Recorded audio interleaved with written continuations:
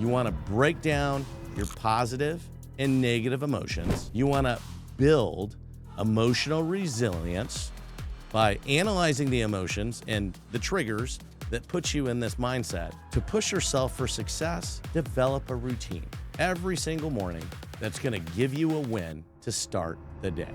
Ever noticed how emotions dictate your day? Whether you wake up in a good mood or a bad mood, right? Usually sets the tone to the day that you're going to have.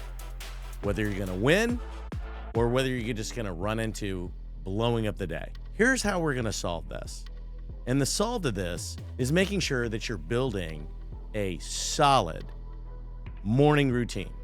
And what this is going to do is give you emotional resilience, and it's going to help you overcome blowing up your day and really give you the ability to boost your productivity. So we're going to unpack that in 3 segments. So let's get into it. So let's break down negative and positive emotions, right? So positive emotions, you feel good, you're confident, you're happy, you've got joy, you're ready to tackle the day. And then you have negative emotions, right? The doubt, the frustration, the anxiety, the sadness, the so on and so forth of, hey, maybe you feel like you're not good enough for the day. So where does that all come from, right? Why do we wake up either happy or sad or maybe even a little bit indifferent? But it's just the way that you start your day. So does that mean that that's going to be indicative of how your day is going to fold out? Well, if you do nothing, probably so. So how do we train our subconscious minds, right, to get ourselves in a positive, productive mindset? That's where building a morning routine is going to come into this. So we're going to talk about that. But to break this down further, because we know that if you have negative emotions, right, most likely your day is going to probably blow up and you're not going to have a very good day, which is probably going to translate to very low productivity if you're productive at all. So let's think about emotional resilience. Okay, so how do you build emotional resilience? I would say that the biggest thing that I want to drive home and what we're talking about today is recognizing what drives your emotion. In order to do that, only you can determine that. You have to understand it, which means that you have to take time to identify the emotion that is happening at that very moment that you're feeling it. So let me give you an example. Maybe you go into a crowded room and there's a lot of people there and somebody you get introduced to says something and you don't like it. And maybe you're wearing it internally where you're starting to get mad or frustrated, or better yet, maybe you're wearing it all over your face. And the whole time that you sit there and you look like you're cool, calm, and collective, maybe you're just looking at like this. Like you could purely see the pain and the frustration that's sitting on your face. So if that's going to happen to you, which it will, then that is an example of maybe understanding what that person said to you to get you in that frame of mindset or to invoke that level of emotion. Or here's another example. What if you're approaching a task that you really don't want to do? All of a sudden, you start feeling very anxiety filled, very overwhelmed. All of a sudden you get mad. Why am I doing this task anyway? Why do I have to do that? This is just stupid. This doesn't make any sense. I don't have time for this. I'm not going to do it at all. Right? So where does that come from? Well, if you don't take a moment to just understand that when you get into these situations where you have a task at hand that needs to be done that you don't like, you just need to remember that most likely it's just in your subconscious that you have trained yourself not to like doing this particular task. And you will make every single excuse in the book to not do it.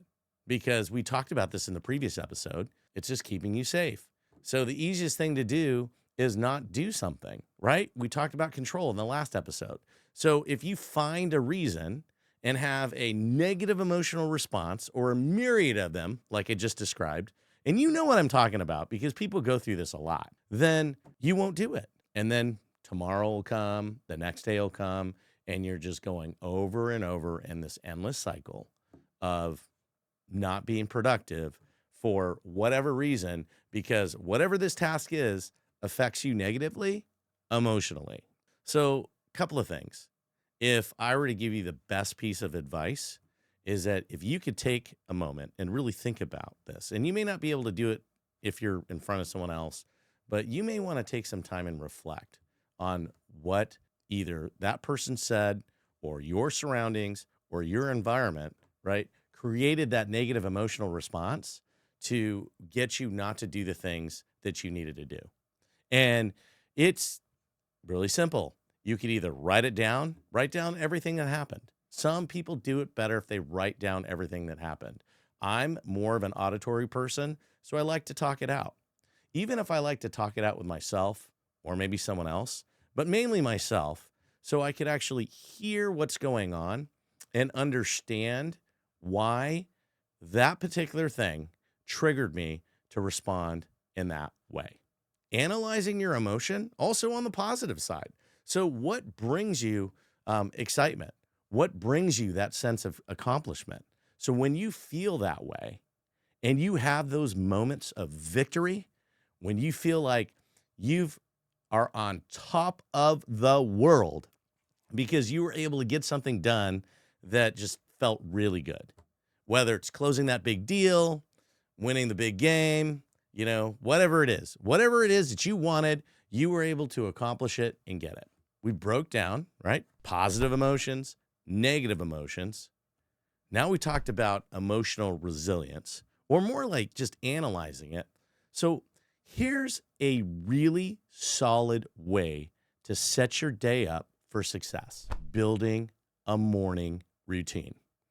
Doesn't have to be something overwhelming. It's not something that you have to get up at 3:30 and do for 3.5 hours. I mean, if that's the way you want to do it, right on.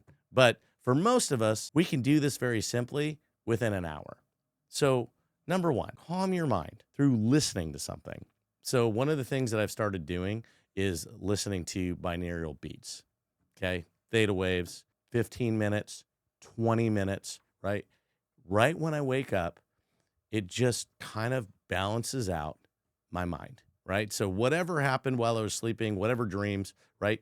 That just flows into my mind and gets it set up to just be cleared out and ready to learn. So the second thing I do is I read 5 to 10 pages of a book a day in the morning, right? So it could be something productive that I want to learn, that is positive, that I want to read, and it's an actual physical book. I don't do this on my screen because that's another thing that I try to avoid in the morning is getting that stimulation, right, from the electronics. You're going to get it all day. So actually physically read 5 to 10 pages a day. Then I go outside, spend about 10 minutes out there just getting some fresh air. If it's cold, I'm feeling the cold air. If it's warm, if it's sunny, I'm getting that into, right, my sphere, right? I'm basically putting myself in that environment to just enjoy a good 10 minutes of being outside. And then I want to go work out. So either lift weights, walk, maybe you want to do some push-ups, some calisthenics, whatever it is. I want to get some level of activity, right, to build that blood flow. So now, my mind's right. I've read something productive. I went outside, calmed down, got in there, got into the gym, lifted the weights, walked, whatever that is, and got that level of exercise. And the last thing I do before I start my day is I pick one tedious task that I get done before I start the workday. And the reason I do that is because I want to pick the thing that is the most annoying, maybe the thing that I don't really want to do and that I might procrastinate in doing, and finish that task. And usually, after I've done all these other things before that, I can get it done quickly. the feeling of accomplishment, the feeling of winning, doing that routine, showing and training my subconscious mind that I was able to accomplish all these things, then I get started. And when I do these routines and start for the workday, I am extremely productive, and you will be too. So let's just shortly break down what just happened there, right? You set up a discipline, you set up a list of tasks, right, that you needed to get accomplished. You did it in such a way that was, very intentional, right? The things that I talked about that I did was we had the positiveness of listening to something productive, binaural beats, whatever works for you. I read 5 to 10 pages. I did exercise, and then I picked a tedious task that I didn't want to do. And because I was able to follow that routine, it sets me up for the day and changes my mindset to a mindset of accomplishment, a mindset of winning. So no matter what happens in that day, I'm starting with a positive attitude because I've accomplished all these things already right in the morning. So channel accomplishments in a routine that's going to fuel your productivity for the rest of the day. And I challenge you to do this because if you think about it, if you break down, a lot of these emotions and you want to have productivity in a day, you would amaze yourself of how much more productive you will be if you start the morning with a routine that sets you up for success because you're positive and you've already won something. It all funnels back. So let's recap. You want to break down your positive and negative emotions. You want to build emotional resilience by analyzing the emotions and the triggers that put you in this mindset.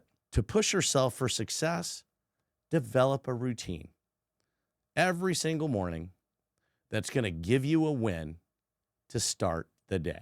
If you know someone who needs to hear this, share this episode with them. If you have time, leave a comment. Love to have a conversation with you. Rate the show. I always encourage you to subscribe.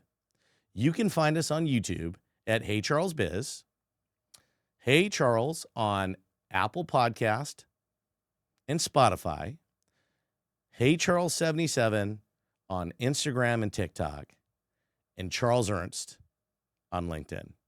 See you next time.